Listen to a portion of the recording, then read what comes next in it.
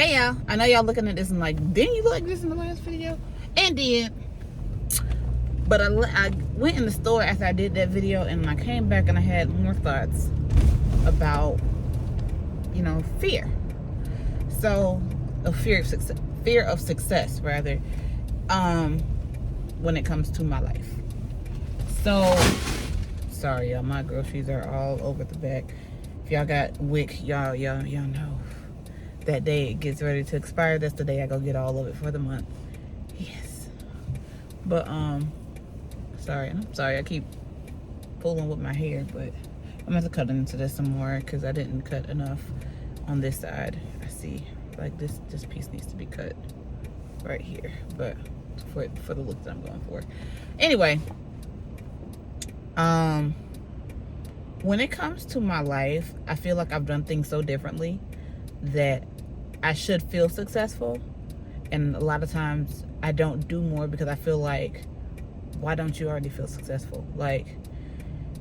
And I know, but part of the reason why I don't feel that is because I know that I'm destined for more. I'm purposed for more. I did what I thought was the right thing.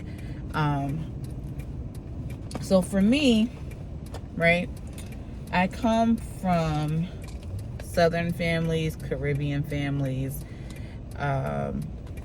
very Southern. We are very, very Southern people. And a lot of my family, especially on my mom's side, a lot of them went to college, got pregnant, dropped out. That is a lot of them. On my mom's side, out of my first cousins, I'm the first one to have my bachelor's. And I'm one of the youngest. So out of my grandmother's grandchildren, I'm the second to youngest. Out of my grandfather's grandchildren on my mom's side, I don't know where I fall. But me and my sister are the youngest. And it's interesting to say it because I have cousins who are anywhere to 10 to 13 years older than me who do not have the accolades that I have. I went to a performing arts magnet school, 6th through 12th grade. I was supposed to have I got a dance scholarship to go to New York to dance. Didn't want to take it because I didn't want to dance the rest of my life. And then went to school, got my bachelor's, completed all 4 years, graduated on time, moved to another city, got a job working for the state. I did everything that I felt like was the right thing because nobody else in my family did that. And not only did I get my bachelor's, I also got my bachelor's in a field that nobody in my field really deals with, right? Most of my family on my mom's side, they are in the medical field. That's just not my thing. I don't want to be in the medical field. I have no desire to be in the medical field. You ask me to stick somebody, I'm gonna pass out. You ask me to draw somebody's blood, I'm most definitely gonna pass out. All right. That's just me. On the medical field is not my judge. That ain't for me. But I went and got my bachelor's in psychology with hopes of being a therapist. And so from there, I moved to Tallahassee, started going to FAMU, go Rattlers, and was getting my master's in social work, and then I got sick and I had to drop out. And at that point, I still had did so much more than my other, my cousins, my aunts and uncles, even my parents. My parents didn't go to college until they were in the military. I'm the only one that went to college straight out of high school and actually graduated. So I feel like I put a lot of pressure on myself because I know that I am the first one to do that. So I'm like, I have to be, above average. I have to be all this. Not saying that I'm not above average, but sometimes I feel like I don't have anything to show for everything that I've done. I've worked with the government in high school. I was having meetings with generals and, all that stuff, being on panels that make decisions about the Army base in high school. Literally I can go on Fort Gordon right now and I can see a youth teen center. That was part of the work that I did in high school. That, you know what I'm saying? Like, that building did not exist until me, Tia, and Brandon were having meetings with people, sitting down talking to people. Hey, Kay, we need to have this separation because we can't thrive the way that we need to as teenagers with having to, you know, censor ourselves because there are small children around. That, like, yeah. That was back in high school, and now, you know, I have my bachelor's, I got my master's. I'm the first one to get my master's. Like, it's a lot, and I'm like, I should be really proud of myself, but I'm not, because I feel like, because I know that my purpose is more, right? And I also know that, I also feel like I have nothing to show for that. So over the Christmas break, and my father had this conversation, and I know he probably didn't mean any harm by it, but it was the way I processed it, because this is something that I'm going through mentally, right? So my dad ran, and this is one thing I hate about being in Augusta. Like, I've lived in Augusta on and off pretty much my whole life. My parents are military. They were stationed here twice, and then they retired here. So I've been here a long time. My family's not here, but I've been here a long time. Like, a long time. So a lot, you know, I went to elementary, middle school, and high school here. So and on top of that, that's my coworker behind me. On top of that, because I live here, a lot of my teachers are still here. So they know my dad, because my dad was really, really active in school with me. Like, my dad, I remember being in first grade, and we had to sell all these donuts. You know, you do the Krispy Kreme fundraisers or whatever. And my dad took all the donuts to his office. Everybody bought them up. And he came back with all the money, and it was like, yay, thanks to Brianna, blah, blah, blah, blah, blah. Her dad sold all the donuts. And, you know, like, my dad was just that dad. Like, I remember even when I went to the magnet school, the guidance counselor there, she's like, I know you.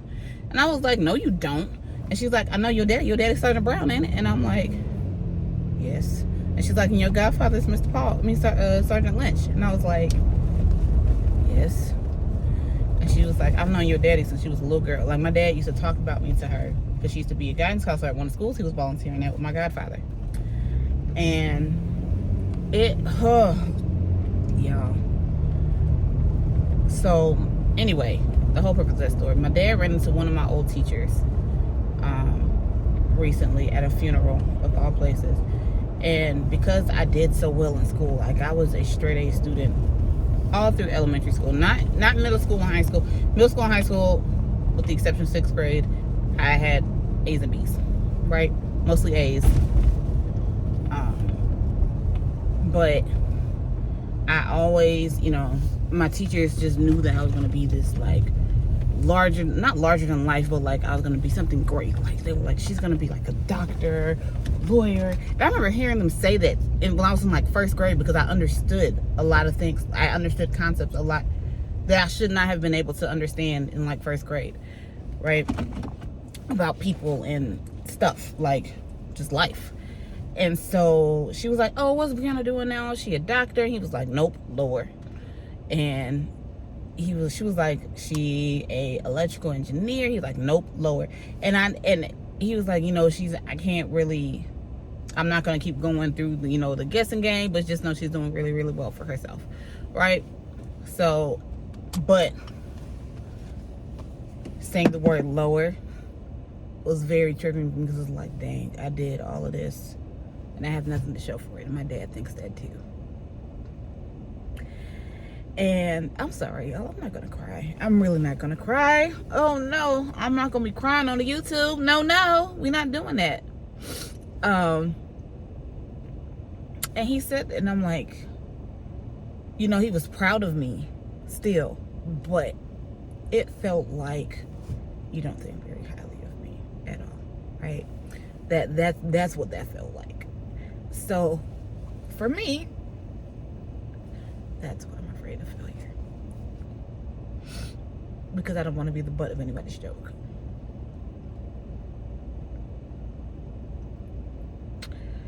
I graduated high school with a 3.7, and I was 40, ranked 40 out of 80 because I went to a magnet school, right? Graduated college with honors. I was in the honors program. You know, graduated, I think, cum laude, and went on to grad school. Went to my dream school. I love FAMU, and it's like I have nothing to show for it. Not just the material things, but even a career. You know what I mean? Like, I have a job. Do I want to be there for the rest of my life? Absolutely not. I don't want to work for anybody, and I'm very vocal about that. I do not have a desire to work for anybody. I want to work for myself. I want to do things for myself, and I've been very, very vocal about it. So I get frustrated when people don't get that. They don't understand that. And I feel like I'm failing because I'm trying to do this and it's not going anywhere. But I get it. I get how that sounds crazy to people. Like, I don't want to work for nobody. It sounds like I don't want to work at all. And that's not the case. I want to work for myself. Because truth is, the God to honest truth, if something happened to me today, they will replace me at my job tomorrow. They don't care about me like that. Like, they don't. I'm a body in a seat to them. And I don't like feeling like that. I don't like being treated the way that I am at work. So, who else is going to treat me better than me? Right? Especially in the field that I want to go in. Because while I did not get my master's in social work, I got it in public administration when I came home.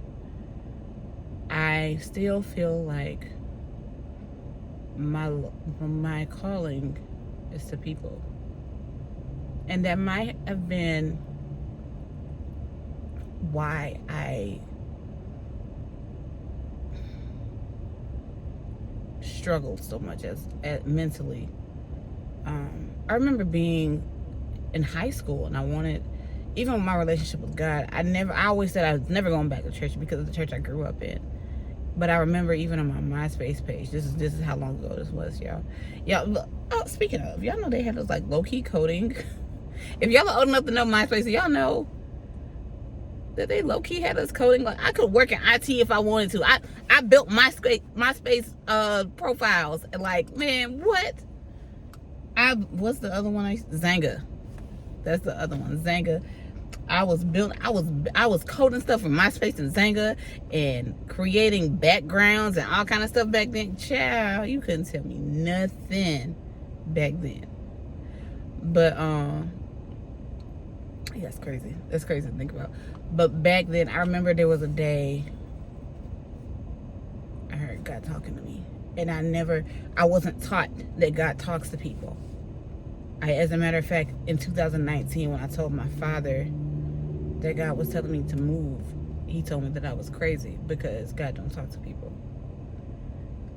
And I remember being like 14, 15 years old, and God was talking to me because I even, like, back then I was like, I'm not going back to church. I hate church. And I do still hate church. I love God. I love to experience God. But church people, the dealings of the church, the legality of the church, like all the issues that we deal with in the church, I can deal without that. Like, I'm not gonna say I like structure, right? But I ain't got time for no mess. That's the thing. I ain't got time for no mess. And that's what comes with church, a lot of mess sometimes. But I remember sitting there and he was talking to me, and I remember going to my MySpace and changing my About Me section, and it was saying stuff like, you know, I know that I don't do everything right, but God still loves me, and he wants to use me. And the language that I was using even back then, it didn't align with what I was being taught. Like, I specifically remember that. And I remember even with my boyfriend at the time, when I was 16, my boyfriend, his mama was my mom's sister's, yes, I said my mom's sister, executive, no, She was the assistant pastor, excuse me. And I remember one day he was the one that got me really, really into church like that, like the way that I am now, because we used to go to church together. And I was just looking out like, I don't understand what's going on, but I like what I feel coming here. And I remember we went to go see Apostle Clapp, and he looked at me. He said, "You were really smart." He said, "You hear God all the time and you don't understand it because that's not custom to you." And I was like, yeah. And I had never been prophesied to before, so I didn't understand what was happening. I'm like, how he know that? And I remember my sister, she's my cousin, but I call her my sister. She had to explain to me what happened, because I was like, I don't know. And it was crazy because I remember what I wore that day. I had on booty shorts, jean shorts, and it was short. Some flip-flops and a green t-shirt. And I went to church. And I sat there and I listened the whole service. I still don't remember what he was talking. I don't remember what he preached on that day, but I remember sitting through the service. And I said, this is interesting. And so now,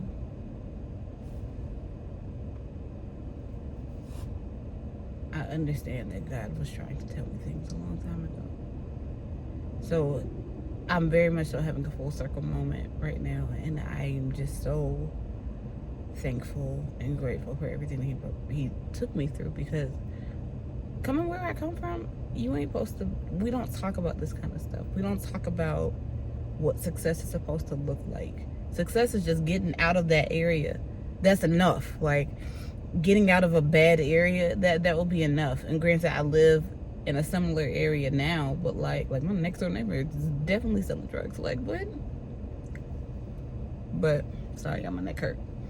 But I don't think success stops there. And I think that's where a lot of people get it confused. Success doesn't stop just because you did something different. You still have there's a next level of success. And I never knew what that was for me until now. So now that's what we're working on. So that's all I got for real this time, y'all. And I will see y'all in the next one. Bye.